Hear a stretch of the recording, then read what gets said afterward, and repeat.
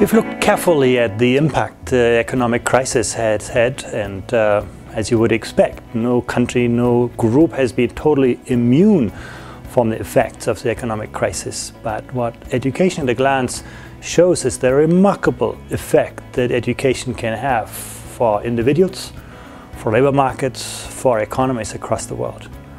On the one hand, the data show that people with advanced skills, with higher education degrees, have been virtually unscathed by the effects of the crisis. They have seen no big changes in employment prospects. They have often seen still rising earning differentials. And at the very same time, those who didn't successfully complete high school have seen rapidly deteriorating prospects. What's really interesting is that the rapid increase in knowledge workers and people with higher education qualifications in the world has not led to a decline in their pay, which is what we've seen for people at the low end of the skill spectrum. You might think that people who have to pay a huge amount of tuition fees have a hard time getting access to higher education.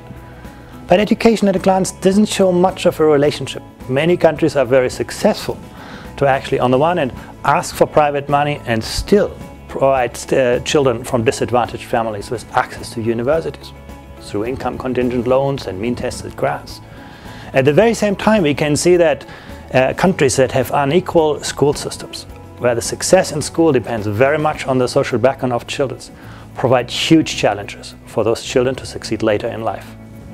Education has become the most powerful lever for equity. That's the promise. But Education at a Glance also shows that those basically with disadvantaged backgrounds have still very slim chances only to succeed in education, even in some of the richest nations in the OECD.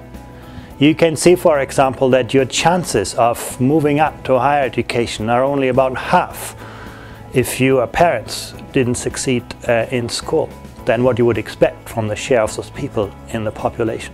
So there's a lot more that countries can do to create a more level playing field.